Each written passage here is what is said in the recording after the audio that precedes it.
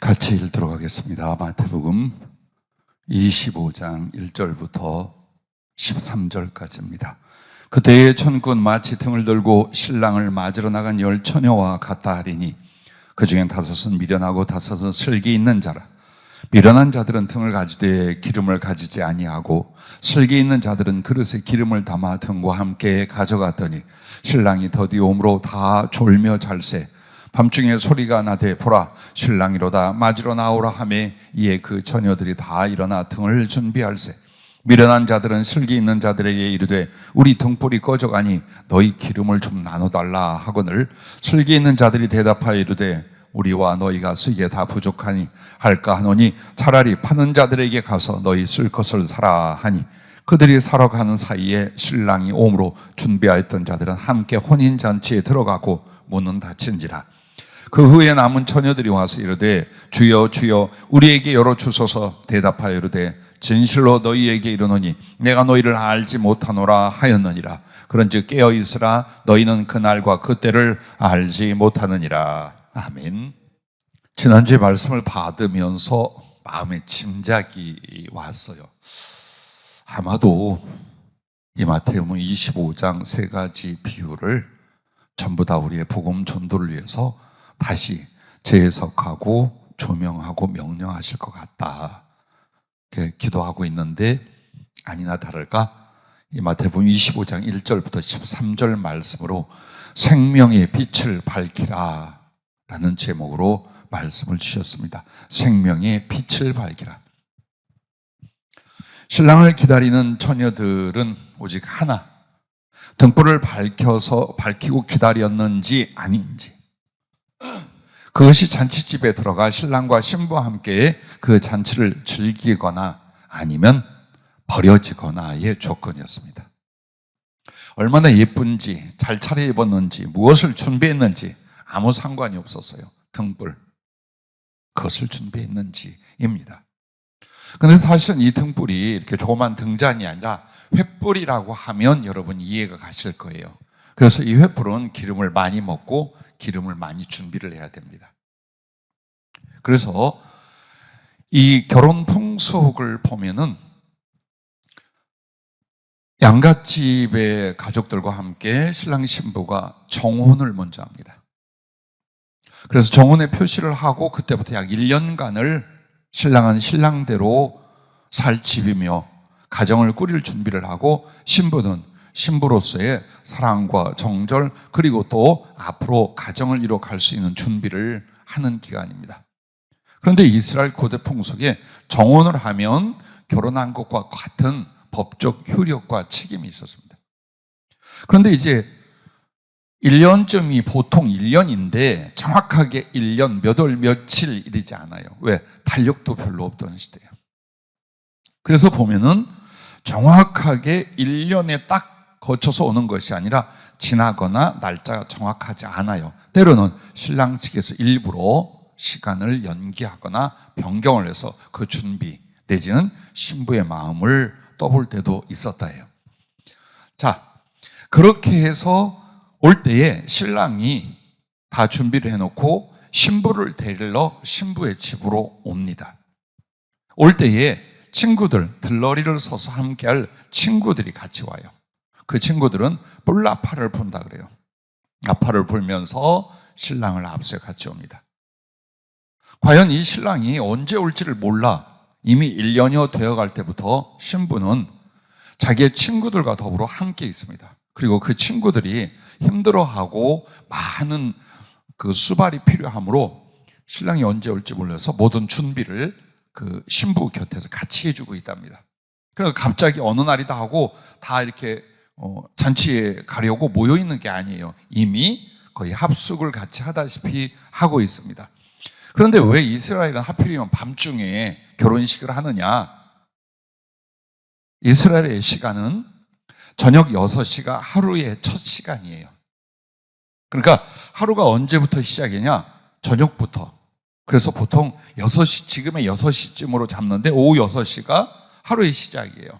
그러니까 그렇게 보면은 결혼식은 언제 하는 거예요? 하루에 시작되는, 우리 쪽으로 지금으로 말하면 아침에 하는 거예요. 그런데 그 시작이 저녁 6시이기 때문에 거의 밤에 혼인잔치를 합니다. 그리고 최소한 일주일 동안을 신랑과 신부가 신방에 들어가서 결혼식을 치르고 보내야 돼요. 그리고 나와서 자기 신부에 대하여 정절을 선포하게 된답니다. 그때 축하하고 다시 잔치를 하고 이제 귀가하는데 세력이 있는 집은 한 달 이상씩 하는 경우도 있었다고 그래요. 그래서 이 본문을 보면은 아마 여러분이 궁금할 거예요. 왜 밤에 오는가? 그 다음에 이제 중요한 거는 등불을 준비하지 않았다고 다 내쫓아버리는 거, 거기로는. 자, 보세요. 신랑이 올 때에 뭘 보고 오겠어요? 그 산중, 그 광야, 어느 나라, 어느 지역인지 솔직히 몰라요. 그래서 밤에 집중적으로 불이 켜져 있으면, 저기쯤이다라고 가지만 집중적으로 불이 켜 있으면 거기가 신부가 기다리는 신부의 집으로 알 수 있단 말이에요. 물론 미리 다 답사도 해놓고 했겠지만 그거하고 그 다음에 그 불이 정말 진심으로 영접하는 행위예요. 그러니까 불을 꺼버린다는 건 너 올 필요 없어. 나는 기다리지도 않고 너는 여기 알 것도 없어. 라는 문전박대예요. 그래서 불을 안 켰다라는 거는 결혼식이 파혼될 수 있는 거예요, 솔직히. 그래서 몇몇은 불을 켜고 있는데 불을 안 켜고 있는 사람들, 이 사람들은 신랑 신부를 축하할 마음도 없고 신부에 대한 우정과 사랑도 없고 당연히 그 혼인식에 참여시키지 않는 것이 예절로도 마땅했던 거예요. 그런데 주님은 이것을 주님이 오실 때에 누가 함께 천국에 들어가고 누가 함께 주님으로부터 쫓겨날는지 제자를 하는 사람, 교인들이라 하는 사람에게 이 말씀을 하고 있는 거예요. 달란트 받은 종들의 비유도 그 제자들에게와 신자들에게 한 말씀이에요. 오늘도 마찬가지입니다. 주일날 말씀을 전하고 딱 한 사람이 전한 설교에 대하여 깨달음이나 질문이나 교제를 나눴어요. 그리고 가만히 생각했어요. 우리 교회 식구들은 정말 주님이 피를 토할 듯 모든 방법과 지혜와 나타남으로 이 말씀을 전한다는 걸 아는데 정말 가슴속에 두며 심령의 변화와 혹은 신앙생활의 조절이 실제로 일어나고 있는가 굉장히 궁금했어요. 몇몇 사람이 대화를 하고 기도를 받고 상담을 했어요. 아무도 이 말씀으로 도전이나 충격을 받은 이야기는 없었어요. 아무도. 건강 문제 혹은 가정 문제 이런 것들을 이야기로 상담을 하되 오늘 말씀을 통해 어떻다라든가 더 깨닫기를 원한다든가라는 건 전혀 없었어요. 물론 그랬기 때문에 말씀을 받아들이지 않았다라고 생각은 안 하지만 사실은 이 말씀을 받고 전하는 제게는 굉장히 큰 충격이었어요. 왜? 나와 내가 가르치는 우리 교회 식구들이 잘못 신앙생활을 하고 있었다. 관역에 못 맞추는 빗나간 신앙생활을 하고 있었다. 철저히 그걸 느끼고 아파했었어요. 그래서 우리 교회 식구들도 같은 공감이 일어날 줄 알았어요. 근데 너무 평온하길래 하나님의 위로가 다른 곳에서 있었나 보다 그랬어요. 자, 여기에서 보면요, 사실 이게 무서운 말씀이거든요. 왜? 나도 이 잔치, 즉 주님과 그 품에 그 나라에 못 들어갈 수 있을 수 있다라는 걸 얘기해 주는 거예요. 그러니까 들어간다는 얘기를 하는 게 아니라 못 들어가는 사람들이 지금 어떤 것들이에요? 주님이 전한 말씀의 핵심이에요. 세 가지 비유에서 쫓겨나고 슬피 흘리며 이를 갈고 정말 주님 나라에 못 들어올 거다라는 그게 주님이 안타깝게 전하는 말씀의 중심이에요. 근데 우리는 쓰임받고 칭찬받고 사랑받고 넉넉히 주님 만난 이쪽으로만 생각하는 거예요. 아니, 이렇게 안 할 경우에는 너하고 나하고 아무 상관이 없다라고 오늘 말씀하는 거예요. 자, 그럼 먼저 여러분과 나에게 어려운 것을 요구하지 않잖아요. 예를 들어서 혼인잔치집 모든 준비를 네가 해놔야 된다. 축의금서부터 잔치 모든 음식 문제, 시설 문제, 앞으로 어떻게 살았는지 그걸 말하지 않아요. 그 혼인잔치에 들어가기 위해선 등불만 켜고 기다리면 돼. 그런데 세상에 그 등불도 안 켜. 그리고 나서 나중에 하는 말이 주여 주여 문을 열어달라고. 근데 주여 주여라고 하면 이 신랑이 보통 사람이 아니라는 걸 안다는 얘기예요. 갑자기 주님으로 바꾼 주여 주여가 아니라 이 신랑이 보통 사람들이 표현을 할 때에 아주 높은 사람이나 관직에 있거나 혹은 그런 어떤 권세나 권위 있는 사람들을 주라고 표현을 했어요. 하나님께만 주라고 쓴 게 아니라. 그렇다면 비유해서 이쪽 지금 오는 신랑이 대단한 분이라는 거예요. 그럼에도 거의 무시와 조롱에 가까운 불을 꺼뜨리고 있었어요.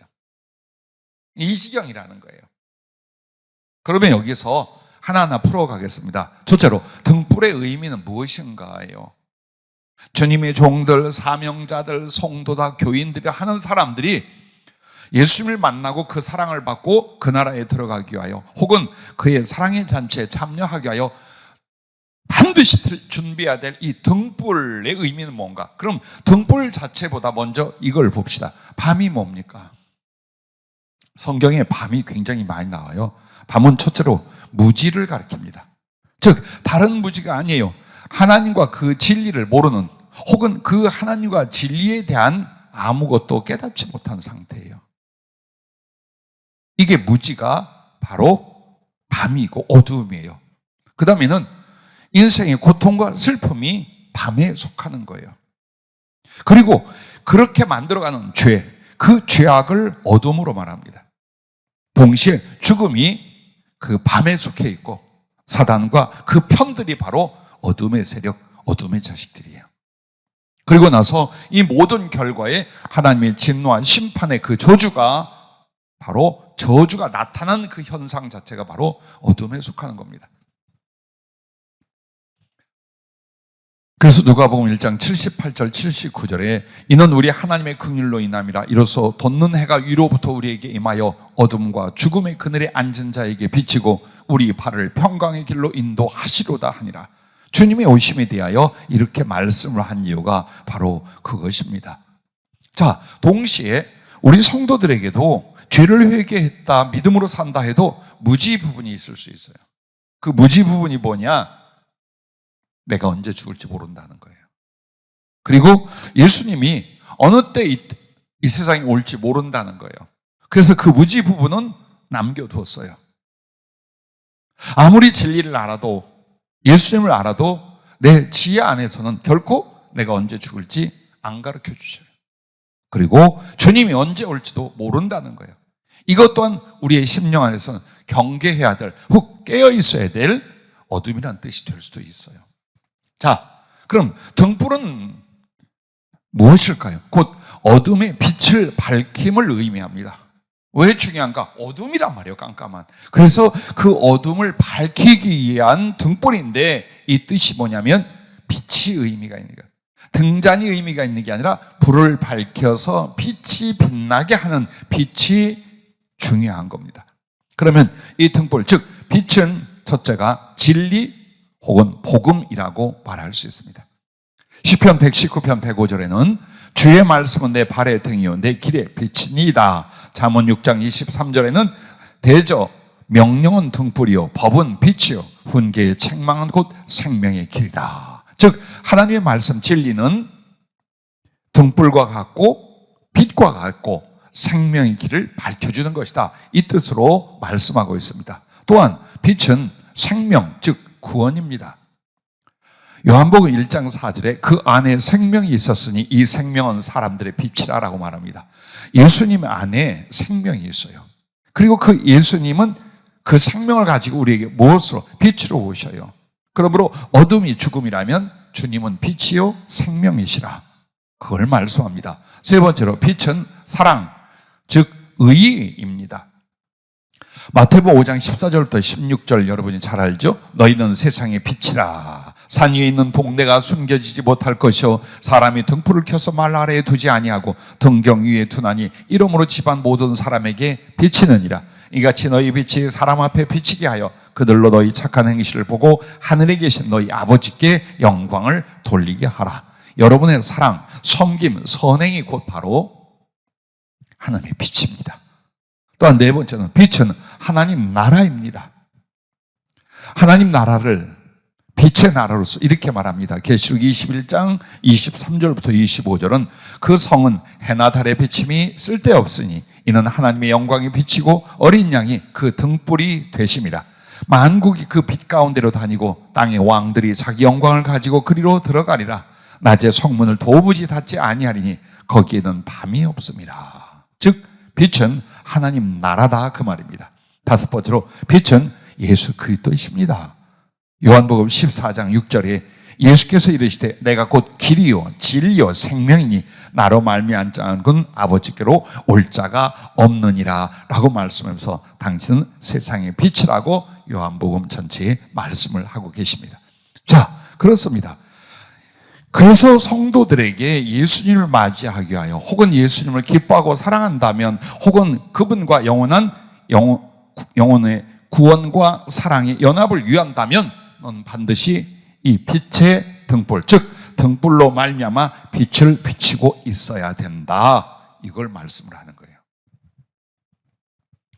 그래서 여러분과 내가 복음으로, 사랑으로, 하나님의 은혜로 빛을 비춤으로 말미암아 어둠이었던 이 세상에 에덴과 하나님 나라의 회복을 이루어가는 거예요. 자, 그러면 두 번째로 등불을 밝힌다는 게 뭐냐? 신부와 그 친구들이 등불을 밝히고 신랑을 기다린다라는 게 뭡니까? 생각해 보시오. 오늘 그리고 주님의 오실 때가 될수록 밤은 점점 더 깊어갑니다. 그래서 만약 등불을 밝히지 않으면 신랑을 기다리는 횃불을 들지 아니하면 존재 자체가 없어집니다. 그런데 이 등불을 밝힌다라는 것은 첫째, 복음을 전파하는 충성을 가리켜 말합니다. 좀 전에 읽어드렸던 누가복음 1장 78절, 79절 말씀은 예수 그리스도가 오시고 그가 우리에게 복음을 전하시고 복음이 되어주십니다. 그걸 뭐라고 합니까? 이는 우리 하나님의 긍휼로 인함이라. 이로써 돋는 해가, 이 어둠의 세상에 돋는 해가 위로부터 우리에게 임하여 어둠과 죽음의 그늘에 앉은 자에게 비치고 우리 발을 평강의 길로 인도하시리로다. 그렇습니다. 여러분이 전도하고 복음을 전하는 모든 일들은 그 등불을 밝히는 것이요 동시에 어때요? 어둠 속에 죽어가고 고통받고 사단에게 노예되어 있는 영혼들을 구원해내는 일들입니다. 자, 거듭남이라는 말을 우리는 성령으로 다시 난다고 말해요.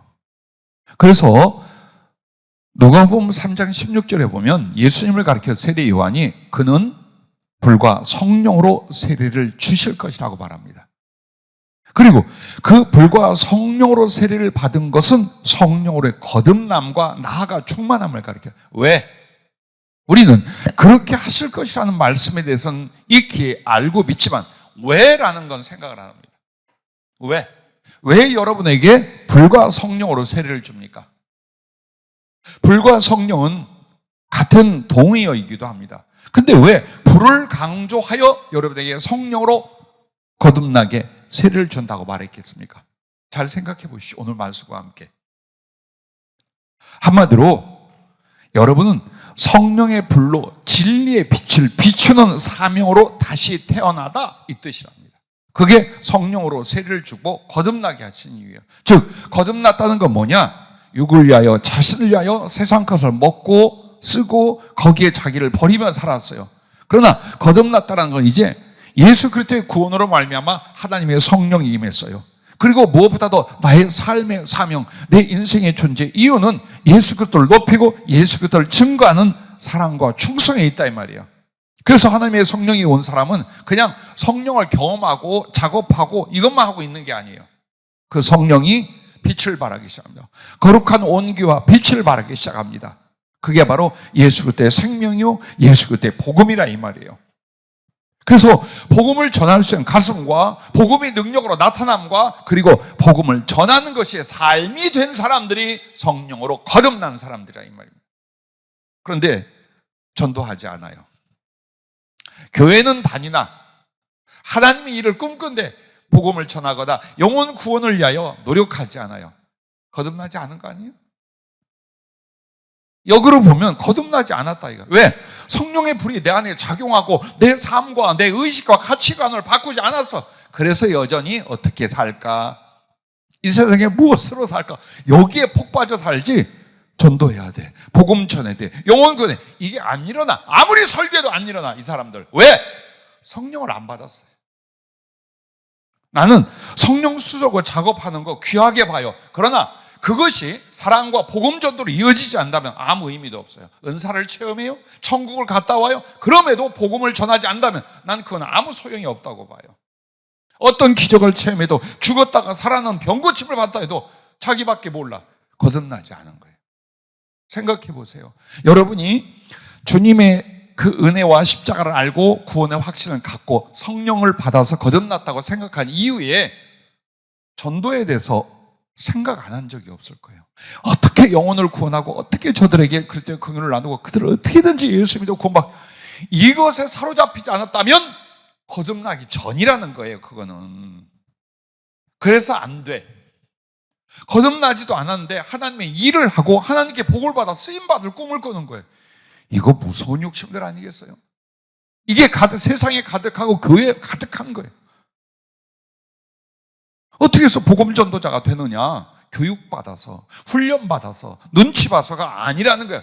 내 안에 있는 성령은 주의를 녹이고 어둠을 빛으로 밝히는 하나님의 생명이요 구원이요 진리요 사랑이란 말이에요. 그래서 그때의 사랑이 나를 강하게 붙잡아가지고 어디로? 이 복음을 전하고 이 사랑을 전하게 만드는 거예요. 그게 자연스럽고 기쁨으로 자동으로 자원하여 나와야 된다 이 말이에요. 그게 성령으로 거듭남이래요. 말씀을 주시면서 이걸 가르쳐줘요. 봐라 아들아, 너 왜 성령으로 거듭나? 성령과 불로 세례를 받는다고 했겠느냐? 내보내는 사명 때문이다.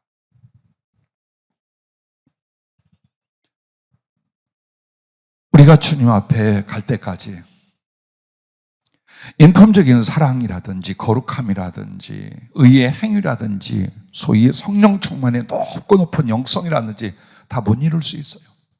그럼에도 여러분이 주님을 사랑하고 주님께 구원을 얻고 주님께 칭찬과 사랑을 받을 수 있는 딱 하나는 사랑으로 말미암아 복음 전도자가 되는 거예요. 이 안에 다 들어있어요. 하나님이 보시는 사랑과 그 사람을 향한 믿음과 기대가 다 어디냐? 정말 영혼들을 구원하기 위해 최선을 다하는 사람은 행여 부족하고 죄가 있고 허물이 있어도 여기에 대해서 무엇을 베풀어요? 긍휼을 베풀어요. 그러나 영혼 구원을 위한 긍휼이 없는 사람은 그 사람 그대로 주님이 어때요? 심판해요. 그래서 긍휼이 없는 자는 긍휼이 없는 심판을 받고 이 말씀이 오늘 여러분과 나에게 죄 많아요. 허물 많아요. 부족함 많아요. 그런데 어찌하여 그것을 주님은 덮어주실 수 있겠는가? 내 안에 성령으로 말면 복음을 전하고 영혼을 구원하려는 긍휼이 있고 그 실천이 있어. 그렇다면 주님은 어때요? 심판을 이기고 우리를 자랑스럽게 자랑해 주신단 말이에요. 잊지 마세요. 계속해서 지난주 또 주일날 말씀 전하는 어렵지요. 몸도 안 좋고 물질도 궁핍하지요. 그거 어떻게 할 건데요? 하나님이 해주셔야 돼요. 예수님이 해주셔야 돼요.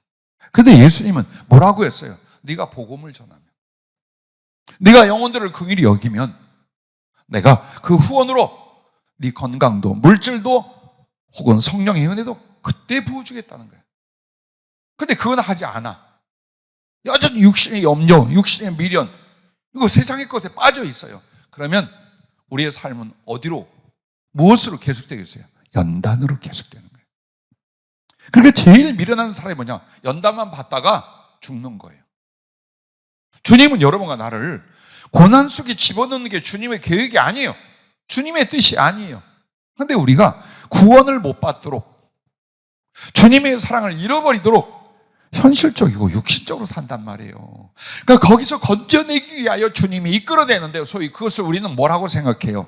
고난이다, 연단이라고 말하는 거예요. 그러면 멍청하고 미련하지 왜 그러고 사냐 이거예요. 주님이 딱 말했잖아요. 복음을 위해 살아봐라. 하늘을 위해 살아봐라. 그리스도를 위해 살아봐라. 모든 것이 바뀐다.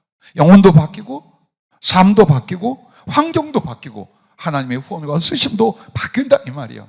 그런데 안 해. 안 하면서 자꾸 기도하고 혹은 아픔으로 한탄을 하는 거예요. 계속 가요 그거. 계속 가는 거예요 그거는. 그래서 주님이 안타까워 오죽하면 성령으로 이런 말씀을 계속 전하게 하고 있는지 돌아봐야 될 줄로 압니다. 자, 등불을 밝힌다는 두 번째 것은 사랑을 실천하는 선행이에요. 읽어드렸던 마태복음 5장 14절부터 16절까지 여러분과 나를 뭐라고 합니까? 너희는 세상의 빛이라. 근데 빛을 안 밝혀. 세상에 빛을 하고 사명을 주고 생명을 줬는데 안 비춰. 근데 그 빛을 비춤이 뭐라고 했습니까? 너희 착한 행실을 보고 하늘에 계신 너희 아버지께 영광을 돌리게 하라. 여러분과 내가 욕먹으면 안 돼요. 사람들에게 손가락질 당하면 안 돼요. 왜? 내가 예수 믿는 사람이요, 목사야. 물론 전도를 위하여 신앙의 열심을 위하여 오해의 욕을 먹을 수는 있어요. 그러나 부도덕하여 짜서 혹은 악해서 이런 걸로 사람의 손가락질을 받는다면 우리 자신은 어때요? 빛을 숨겨버린 자, 빛이 우리 안에서 사라진 자들이 되는 거예요. 그래서 보세요.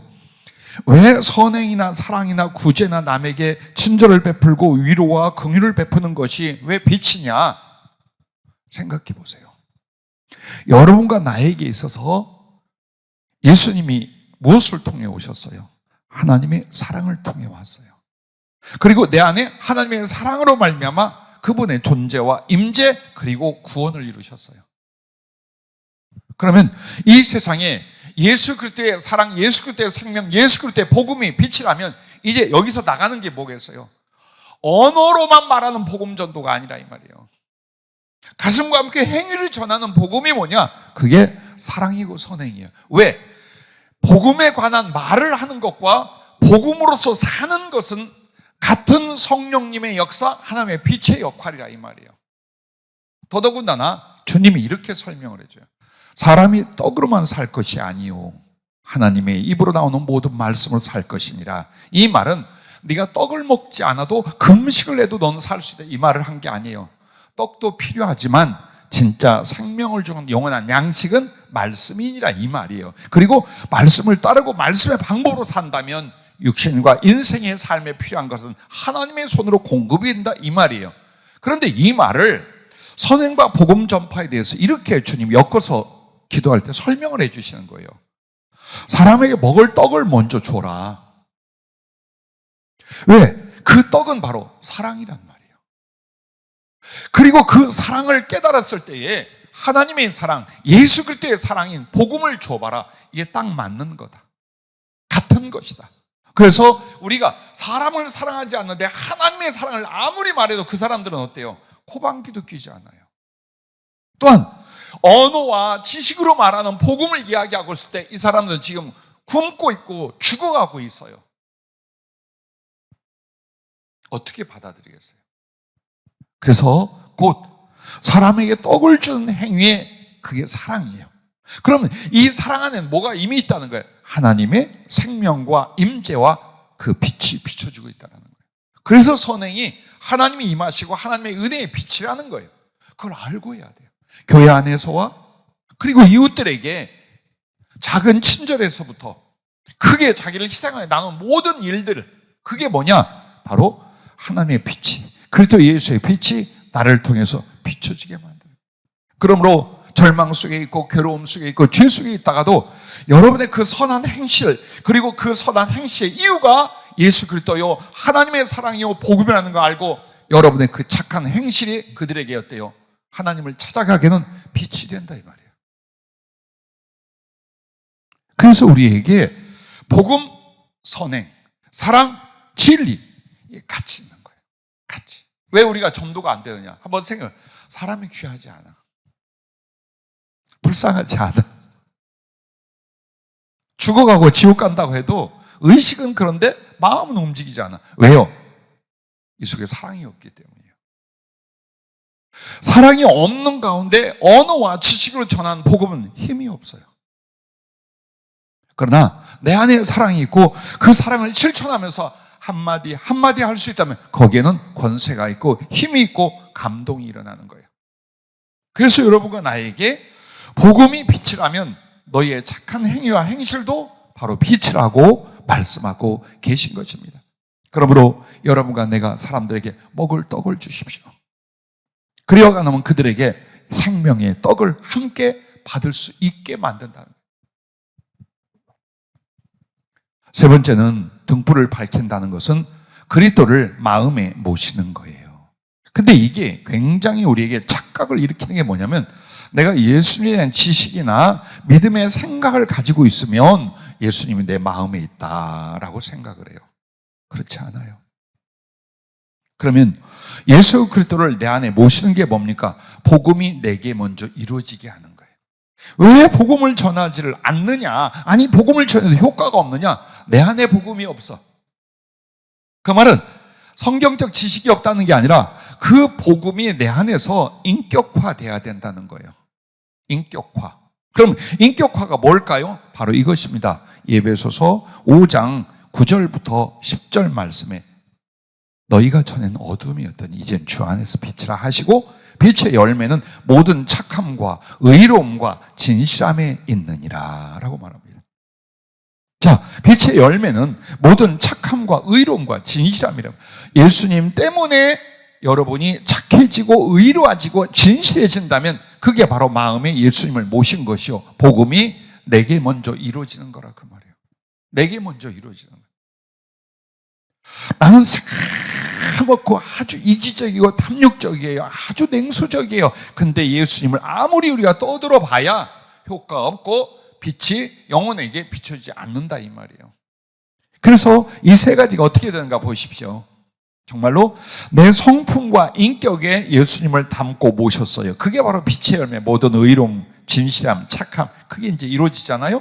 그걸 가지고 남에게 선행을 하고 사랑을 베풀고 거기에 예수의 이름을 넣기 시작을 했어요. 십자가를 말하기 시작했어요. 나 같은 죄인을 하나님이 이렇게 살렸다고 말했어요. 이런 간증과 저런 하나님 말씀을 섞었어요. 누가 안 받아들이겠어요? 지옥의 자식으로 영원히 결정된 사람이 아니라면 누가 안 받아들이겠어요? 누구든지 받아들여요. 모든 영혼은 외롭고 궁핍합니다. 물질의 풍성이 있어도 외롭고 궁핍합니다. 누구든지 고통이 있고 슬픔이 있으며 염려와 두려움이 있습니다. 평안을 원하고 영원한 생명을 원하고 하늘을 원하고 진실한 사랑을 누구나 다 원해요. 그런데 여러분에게서 뭘 봐요? 진실한 사랑을 봐요. 그런데 그 사랑의 이유가 예수님이야. 십자가야. 어찌 안 받아들이겠어요? 어찌 안 받아들이겠어요? 그래서 주님의 계획 가운데 지금 우리 교회의 진출 방향, 선교 방향이 잘 사는 나라들이 아니에요. 궁극적으로는 집회나 교회를 세우는 일이나 어떤 일을 하러 갈 수도 있어요. 그러나 지금 여러분에게 굳이 공개는 안 하나 가난한 나라들이에요. 어려운 지역이에요.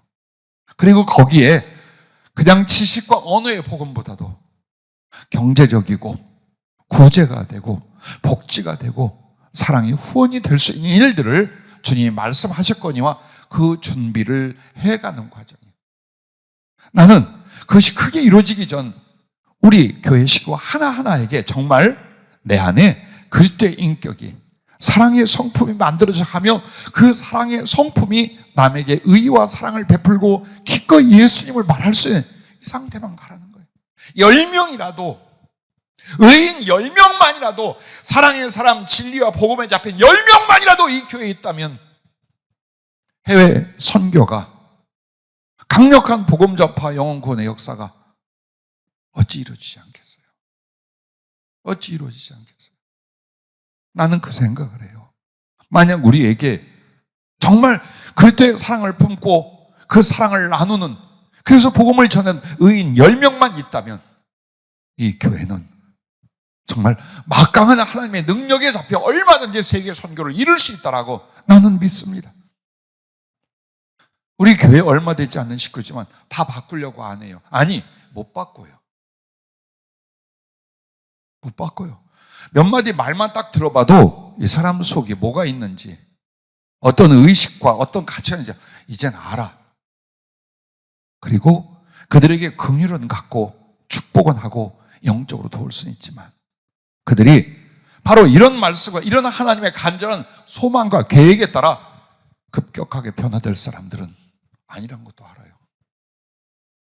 여기 나오신 분들이 거기에 해당 아니 되기를 바라요. 혹은 보내준 영상으로 이것을 보는지 안 보는지 나머지 식구들이 거기에 해당되지 않기를 바라요. 그런데 누가 해당이 되냐? 이렇게 주님이 줬다는 설교를 들으면서도 생각이 바뀌지 않는다면 거기에 해당되는 사람이에요. 생활이 바뀌지 않는다면 거기에 해당되는 사람들. 난 대놓고 말합니다. 이젠 망설임 없이 말합니다. 왜 그 지경인지, 왜 진보가 없고 왜 예수님의 사랑으로 못 들어가는지.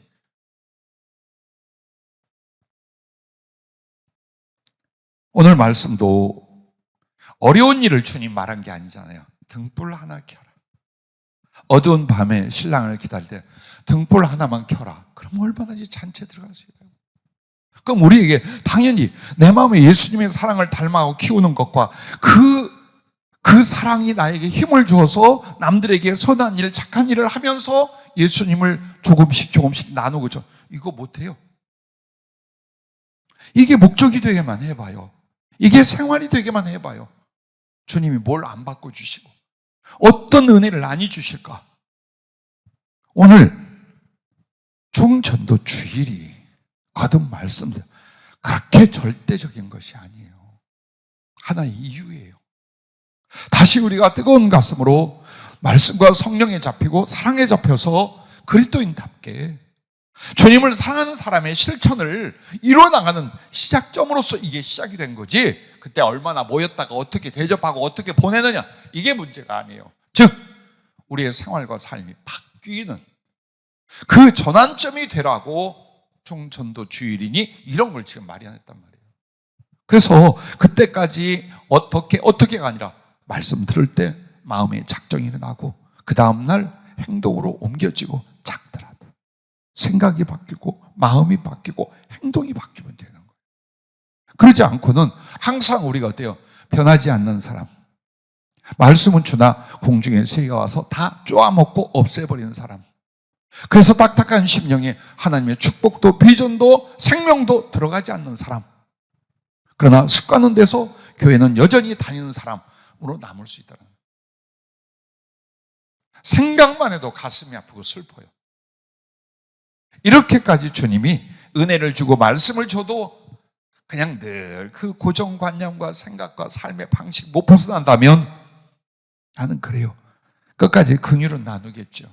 그러나 주께서 축복하고 들어 쓰실 일은 없는 상황이라는 걸 이젠 공개적으로 말해요. 때가 마지막이라 이젠 대놓고 솔직히 말합니다.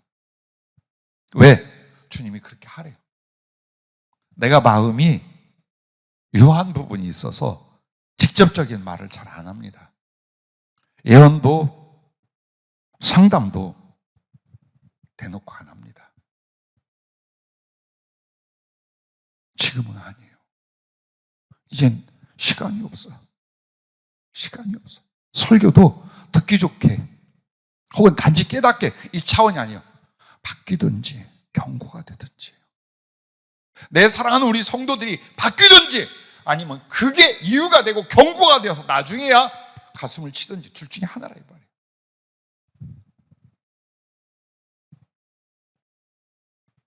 입이 마르고 부르틀 정도예요. 기도하고 말씀 받고 전하고 하면 체력이 아니에요. 영혼이 얼마나 바짝바짝 타는지 몰라요. 왜? 이 말씀은 그냥이 아니잖아요. 진짜 일어날 일, 진짜 일어나고 있는 일들에 대하여 주님이 말씀을 주고 계신 거잖아요. 세 번째로 이걸 여러분에게 말씀드립니다. 등불을 밝히고 신랑을 기다리는 게 뭐냐? 자, 그 등불을 밝힌다는 건 복음을 전파하고 사랑을 실천하고 가슴에는 그리스도의 사랑으로서 이게 이제 역으로 올라가면 예수님의 사랑을 내 마음에 품고 그 인격성을 만들어 감으로 그 사랑이 끌어 영혼들에게 긍휼과 자비를 베풀며 이 생명의 사랑의 말씀을 전하고 그들을 그리로 인도하는 거라 이 말이에요. 이게 등불을 밝히는 거라면, 등불을 밝히고 왜 그걸 밝혔어요? 신랑을 기다리기 위해서, 주님을 맞이하기 위해서, 즉 그것은 주님을 사랑하기 위해서예요. 이것만이 예수 그리스도를 진실로 사랑하는 내용과 방법과 열매이기 때문이에요. 그러므로 첫째, 주님이 향한 사랑으로 신부가 되는 거예요. 들러리가 아니에요. 신부의 친구가 아니에요. 내가 신부야. 어떻게 함으로써? 바로 가슴과 행위와 복음 전파의 사랑의 등불을 밝힘으로. 그것은 등불이 아니라 나 자신이란 말이에요. 예수님을 향한 사랑에 내 자신이 신랑을 기다리는 그 밝은 등불이 되는 거예요. 무엇으로 우리가 예수님을 사랑한다고 말해요? 나도 제일 두려워하는 게 뭔 줄 압니까? 말할 수 없는 사랑을 부어줘요. 아주 시청과 교육으로 주님은 보여주고 깨닫고 말씀하고 체험케 만들어요. 자, 그걸 즐기고 있어요. 정말 기뻐요. 행복해요. 아주 죽을 것 같이 좋아요. 그런데 뭐가 두렵느냐? 그만큼 나는 주님을 사랑하여 해야 할 일이 많아요. 그 사랑을 알았다면, 그 사랑을 받고 있다면 나는 어떻게 살아야 될까요? 내가 정말 예수님을 사랑한다면 나는 어떻게 살아야 할까요? 그게 내게 얼마나 큰 무거움이겠어요. 왜? 약간으로는 안 돼. 적당히로는 안 돼. 당신이 나를 이만큼 사랑하셨으면 나도 힘을 다했다든지 힘을 넘어섰다든지 혹은 목숨을 바치는 충성이라든지 이렇게 가고 싶지, 내 양심이 적당히 누리는 것은 절대 주님 앞에 할 수가 없어요. 그래서 여러분과 나에게 정말 예수님을 향한, 우리가 주님 앞에 주님을 만나고 하늘나라 간다는 게 뭐냐? 진짜 그분의 사랑의 신부가 되고 신랑으로 맞이하는 거예요. 이걸 위해서 제일 중요한 건 마음도 삶도 당신을 사랑하고 당신을 위하여 그 사랑의 준비를 한 사랑으로 신부가 되는 과정이에요. 두 번째로는 충성된 종으로 그 상을 사모하는 거예요. 여러분과 나는 주님의 신부이면서 또한 어때요? 종이야. 즉 당에서 충성을 하고 사명을 감당할 종의 역할과 신분을 가졌다는 거예요. 그러면 종에게서 죽도록 고생하고 부려먹느냐? 그게 아니라 성경에 나오는 선한 주인들은 전부 다 뭘 해요? 기대를 갖게 해요. 상을 주려 해요. 많은 걸 맡기려 해요. 그리고 정말로 어떻게 입양을 해요. 입양을 하는 방법이 있어요. 종을 가족으로 입양하는 방법. 그 원시적인 게 뭡니까? 구약의 율법에 자기 같은 이스라엘 사람이 가난해서 그에게 종으로 자기의 몸을 팔았어요. 그래서 이 사람들에게 때가 되면 이제 보내줘야 돼. 그런데 이 사람들은 그냥 거기에 남기로 돼. 주인의 사랑에 자기도 사랑이 일어났어요. 그래서 정말 자식처럼 가족처럼 살기를 원해요. 그럼 문지방에 송곳으로 귀를 뚫게 돼 있어요. 귀고리가 거기서 나온 거예요. 이걸 하면 이 사람은 이제 더 이상 종이나 노예가 아니에요. 가족이에요. 그게 우리들한테 일어나는 거예요. 여러분, 우리는 통째로 예수님은 맏형이고 우리는 그 다음 동생이고 아버지의 자녀고 참 생각들 말들 잘합니다. 그게 아니란 말이에요. 종의 과정이 있고 그 다음에 아들이 되는 거예요. 종의 충성의 과정이 없는 사람이 하나님의 아들 되어서 그 나라를 상속받는 일은 없어요. 이 원칙을 알아야 되는 거예요. 놀고 먹고도 예수님을 사랑했고 그 나라를 수여받느냐? 그래서 못 가는 거예요. 그래서 천국에 못 가는 거예요. 왜? 사랑을 저버린 자요, 사랑을 비웃은 자요, 그 사랑을 짓밟은 사람들이기 때문이에요. 마땅히 해야 될 감사요 충성입니다. 그러나 주님은 언제나 이 마땅히 해야 될 사명 앞에 뭘 말합니까? 그 사랑을 인하여 축복을, 상을, 하늘의 영광을 약속하고 있어요. 그래서 내가 가든지 주님이 올 때에 그 상, 제일 큰 상은 내가 땅에서 성령 충만하고 우리 교회가 엄청난 능력과 보험의 일들을 해내고 아니에요. 솔직히 나 주님이 그거 안 시켜도 괜찮아요. 그냥 너 길거리 나가서 거렁뱅이 같이 그렇게 될지라도 나가서 전도를. 예, 그렇게 삽니다. 교회 하지 말고 너 야인 돼서 전도 여행 다녀. 합니다. 어디 가서 품팔이 하면서 자비랑해서 전도해라. 합니다. 그렇게 중요한 문제는. 중요한 건 정말 주님을 사랑하여 충성이 되느냐, 게을러서 그 적용이 되느냐 이거죠. 주님이 원해서 주님이 그걸 받겠다면 뭐든지 할 수 있어요. 그런데 우리 주님은 어때요? 나는 당연한 사명이고 당연히 해야 될 종의 충성이에요. 그런데 주님은 그걸 종이 해야 될 값으로 보는 게 아니에요. 사랑으로 보시는 거예요. 왜 우리에게 상급이 있느냐? 사랑으로. 그래서 제일 사모하고 큰 상이 뭐냐? 주님 당신과의 사랑이에요. 하나님 나라가 무슨 소용이 있겠어요? 거기서 거룩한 것과 행복한 것과 지혜로운 것과 사랑스러운 것과 모든 것이 가능한 전지전능한 능력자가 된다면 뭐 하겠어요? 주님 나라에서 주님과의 사랑이에요. 오늘 이 땅을 살면서 주님과 사랑한다면 다 빼앗길 수도 포기할 수도 잃어버릴 수도 있어요.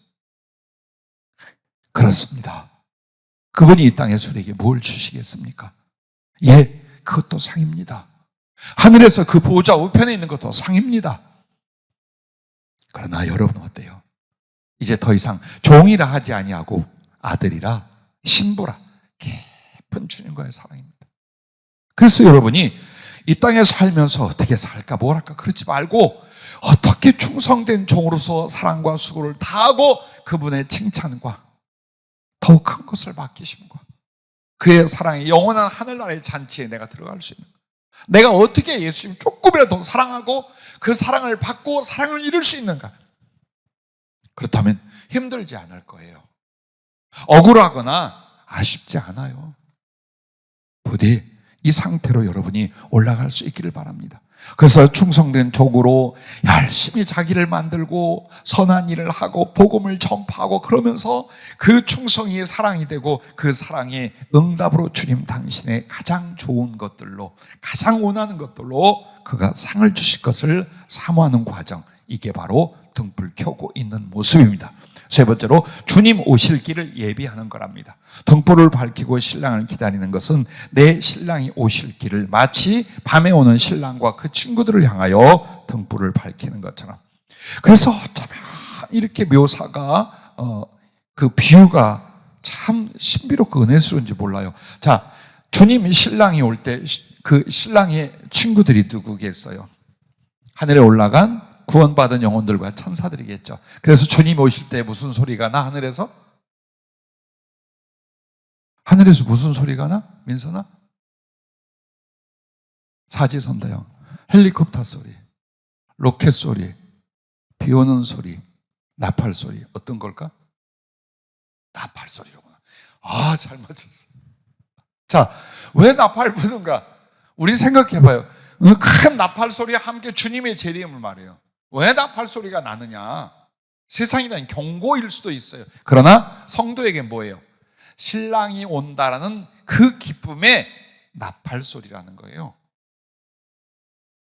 자, 그러면 이 땅에 있는 신부인 우리 성도들은 어떻게 해요? 등불을 다 밝혀드는 거예요. 무엇으로? 내 안에 가득한 주님 사랑과 영혼 사랑과 복음 전파의 등불을 밝히는 거예요. 이걸로 만나는 거예요. 이걸로 사랑을 이루는 것이다 그 말이에요. 배영림 집사님이 전도자로 살면 좋겠어. 건강을 주시면 하겠다고 하지 말고 지금 있는 것으로 해요. 나는 한 가지 자랑해 줄 게 있어요. 다윗 엄마에 대해서. 마음에 안 드는 거 많아. 근데 하나 칭찬할 게 뭐냐면 다친 뒤에 더 열심히 복음을 줘. 몸을 못 쓰게 된 뒤에 더 많은 사람에게 예수님의 사랑과 복음을 전했어요. 할 수 있잖아. 앉아서 주님 내 몸을 고쳐주면 내가 나가서 간증하겠습니다. 그것도 좋아요. 그러나 어느 처지든지 여러분이 먼저 할 수 있어요. 왜? 이게 다가 아니잖아. 물질이나 몸뚱이 건강이 주님 은혜에 다, 내 존재의 다가 아니잖아요. 정말 내가 예수님을 사랑하는 그게 뭐냐? 그래서 복음을 전하고 내가 받은 구원을 나눈단 말이에요. 주님이 건강인들 안위 주시고 물질인들 안위 주시고 성령인들 안위 부어주시겠습니까?